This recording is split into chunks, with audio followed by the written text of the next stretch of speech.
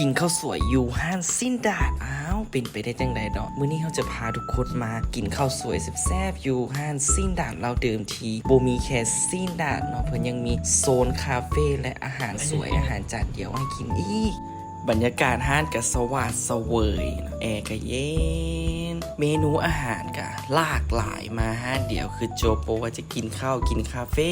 นั่งฮอดแรงนั่งกินดาดต่อนี่ก็คือจบเลยแนะนำให้มาลองผัดไทยสิ้นดาดเราเดิมนี่ใครอยากมาแมนห้านเพิ่นอยู่ตรงกันข้ามกับตลาดห้านหลวงเลยเนาะเข้าหอมข้างอเมซอนจะเจอห้านเพิ่นเลยบอนจอดรถกว้างขวางสะดวกสบายเนาะจอดได้เป็นพันคันเลยอย่าลืมกดไลค์กดติดตาม Lion Review ว่าเราจะไปรีวิวห้านแซ่บๆอยู่ใส่อีกหรือว่ามีไผมีห้านแซ่บๆแนะนำเข้ามาได้เลยทุกคนบ๊ายบาย